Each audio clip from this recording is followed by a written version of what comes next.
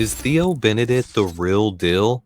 An all-22 breakdown on the undrafted free agent out of Canada. I really think you guys are going to enjoy this one. Just watching the film once is never enough to really get the full picture, which is why I've always loved the all-22 footage. You can't watch all five guys at once on the O-line. First watch, I was studying Ozzie Trapillo, and I was impressed with what I saw. But then I went back and watched Braxton Jones, and I came away disappointed. Braxton seems to have taken a step back, at least last week during the preseason.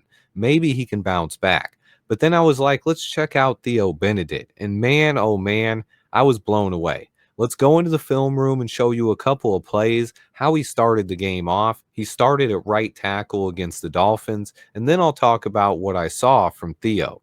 It's been a minute, guys, but we're back in the film room and we're checking out the Canadian stallion, Theo Benedet. Let's check him out here at right tackle. He started against the Dolphins. This was his very first rep of the game. Look at him immediately, locking down Chop Robinson, grabbing him up. Plenty of room for Tyson Bagent to step up and throw a pass. Welcome to the NFL, Theo. Braxton is struggling a little bit more over here, but we'll talk more about him in a minute. Play number 2 again. Here's Theo on the right side. Oh, baby, what is this? He is babying Chop Robinson. Meanwhile, Doug Kramer is getting beat. Braxton Jones is getting beat a little bit, but he is absolutely babying Chop Robinson, a guy who was a top 50 pick last year, pass rusher out of Penn State, kick step, good job getting out of his stance. Chop's going to try to hit Theo with a spin move here, and Chop has been very successful with his spin move in the NFL, but against Theo Benedet, he doesn't even need the help from Kyle Monangai. Theo grabs him up like a baby and owns him. Meanwhile, Doug Kramer's beat, Braxton Jones is beat, but Theo Benedet had an absolutely awesome rep. This pass, meanwhile, went to Colston Loveland for a pretty decent game. Plays flip now. Theo's still at right tackle. This is him over here on the left side of the screen. Watch Theo on this play. Drives his man to the turf. So much power. He's out here getting pancakes. Meanwhile, what's happening with Braxton Jones over on the other side? Braxton looks like he's getting beat. Doug Kramer, again, beat. We can watch this one back. Theo is owning his man. Doug Kramer gets beat up the middle. Braxton Jones is getting bull rushed, obviously just getting pushed back here. You can see Braxton getting pushed back. Theo is just on top of his man. Another great job by Theo Benedet. This is how you start off a drive. Good job by the undrafted free agent. Let's check him out down here by the goal line. Theo over here. Braxton over here. Theo again. This is against a defensive tackle this time, and he's going to really show his anchor. Defensive tackles are much more powerful. Theo anchors up here, holds his man up. Meanwhile, again, you can see Braxton getting beat to the outside over here. In trouble.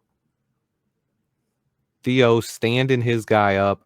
Braxton chasing his guy down from behind, giving up a sack there. Clearly on Braxton Jones. Good job by Theo. Bad job by Braxton.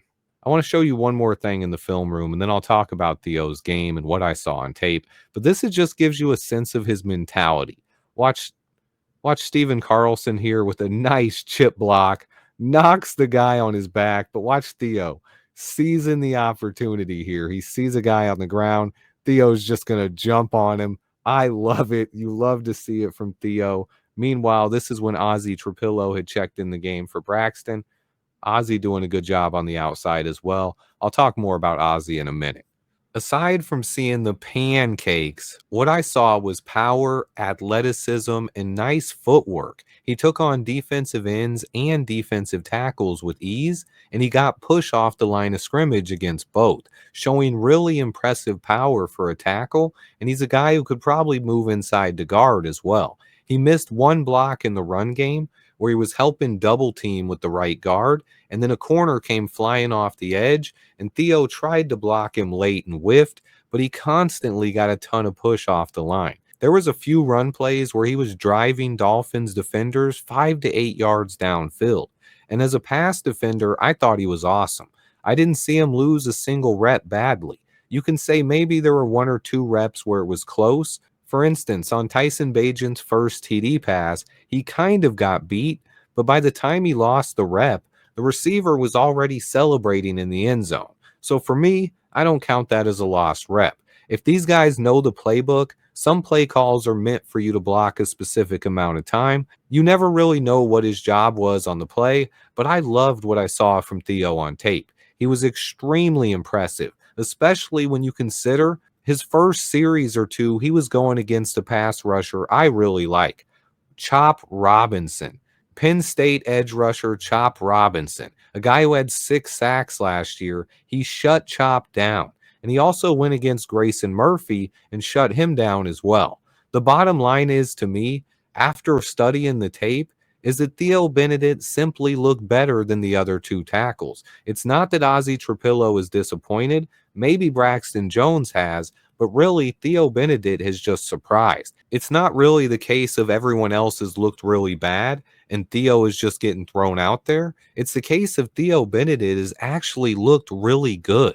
Better than Braxton Jones, better than Ozzie Trapillo, and better than Karan Amagaji. I don't think Ozzie looked bad.